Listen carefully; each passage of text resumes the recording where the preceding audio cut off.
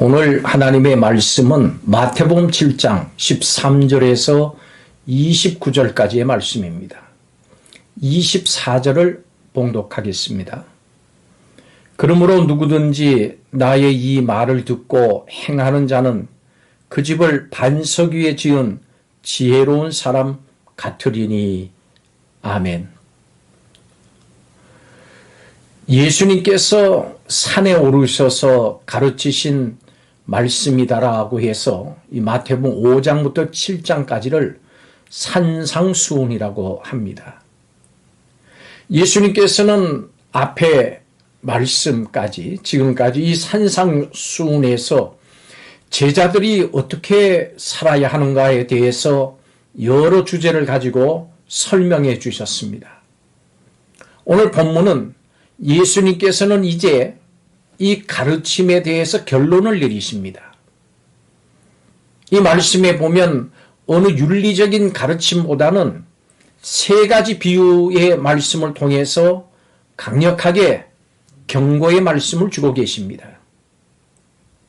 산상수훈의 결론으로 예수님께서는 큰 문과 넓은 길이 아닌 좁은 문과 좁은 길을 택하라 이렇게 말씀하시고 있습니다. 제자들이 세상에서 숫자가 적다고 움츠러들어서는 안 된다 그런 뜻입니다. 원래 멸망으로 인도하는 길에 사람이 많이 몰리게 마련입니다. 사람들을 넓은 길, 넓은 문으로 인도하는 자들이 바로 거짓 선지자들입니다. 예수님은 그들이 겉으로는 양처럼 온순하지만 그 속에는 이리와 같이 잔인한 자들이니 조심하라고 경고하셨습니다.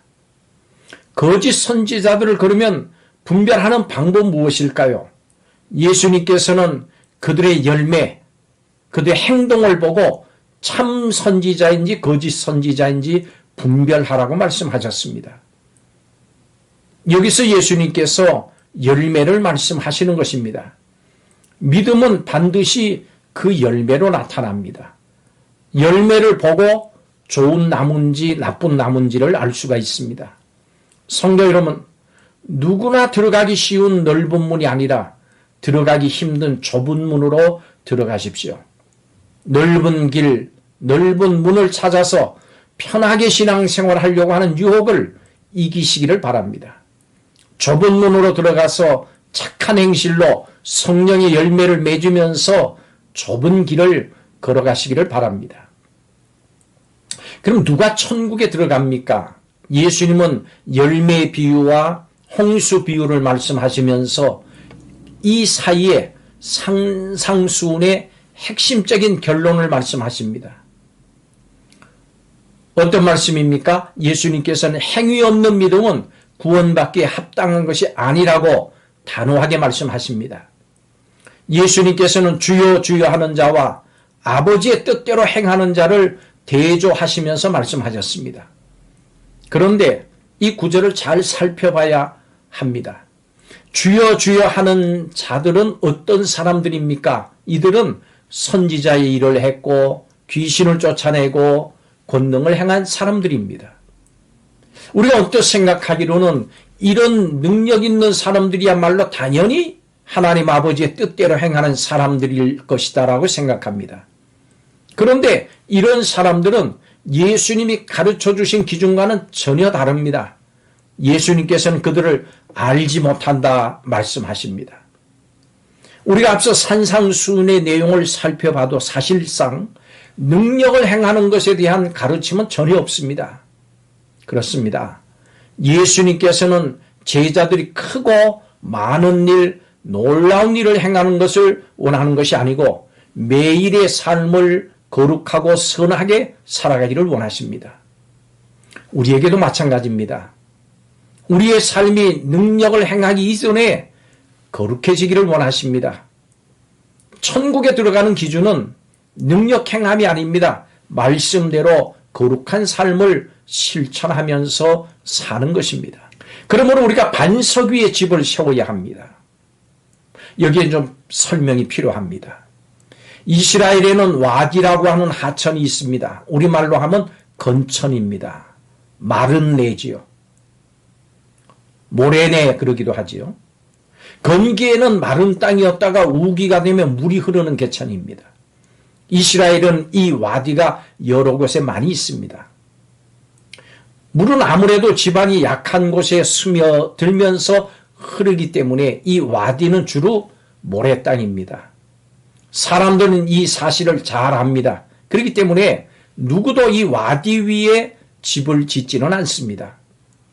와디가 아닌 단단한 땅, 가능하면 반석 위에 집을 짓습니다. 그래서 말씀을 듣고 실천하는 사람은 반석 위에 털을 닦는 지혜로운 사람으로 당연한 일을 하는 상식적인 사람이고, 말씀을 행하지 않는, 실천하지 않는 사람은 누구도 하지 않을 어리석은 짓을 하는 사람이 되는 것입니다. 산상수훈은 무리들이 예수님의 가르침에 놀랐다 하는 말로 끝이 납니다. 이 말씀은 시내산에서 이스라엘이 하나님의 영광을 보고 놀라는 모습을 연상시킵니다. 그들이 이제 모세의 말을 듣고도 불순종했던 이스라엘의 잘못된 전철을 밟을 것이냐, 아니면 반석 위에 집을 세우는 사람과 같이 말씀에 순종할 것이냐, 이 문제만 남았습니다. 우리도 마찬가지입니다. 예수님의 말씀을 듣고 순종할 것이냐, 불순종할 것이냐, 이 문제가 우리에게 남아있는 숙제인 것입니다. 여러분, 이스라엘이 멸망당한 이유가 무엇입니까? 하나님의 말씀을 듣고도 순종하지 않았기 때문입니다. 그렇기 때문에 예수님께서는 열매를 맺는 사람, 즉 실천하는 사람이 천국에 들어갈 것이다 라고 가르치십니다. 예수님께서는 우리에게서 열매를 보시기를 원하십니다. 말씀을 실천하며 사는 성도들이 되시기를 바랍니다. 하나님의 말씀은 우리를 변화된 삶으로 이끕니다. 그런데 그 과정은 쉽지 않습니다. 좁고 협착합니다. 때로는 불편한 길이고 어려운 길입니다. 그렇지만 순종하고 실천할 때 반석 위에 세우는 집처럼 우리 인생을 든든하게 세울 수 있습니다. 여러분의 삶을 반석 위에 세우시기를 바랍니다. 절대로 모래 위에 세워서는 안 됩니다. 행함이 없는 믿음은 죽은 믿음입니다. 하나님의 말씀을 듣고 순종하는 행함이 없으면 그 믿음은 헛것이라고 야고보 사도가 말합니다. 우리는 하나님의 말씀을 듣기만 하고 실천하지 않아서, 지키지 않아서 모래 위에 집을 짓는 어리석은 삶을 살고 있지 않은지 돌아봐야 합니다. 여러분의 삶을 비바람이 몰아치고 홍수가 나도 넘어지지 않는 반석, 말씀 위에 세우고 행함으로 좋은 열매를 맺으시기를, 반석 위에 집을 짓는 지혜로운 성도들이 다 되시기를 예수님의 이름으로 축원합니다. 기도드리겠습니다. 열매 맺는 성도들이 되게 하옵소서. 말씀을 듣고 그 말씀을 실천하는 성도들, 반석 위에 집을 세우는 성도들이 다 되게 하여 주시옵소서.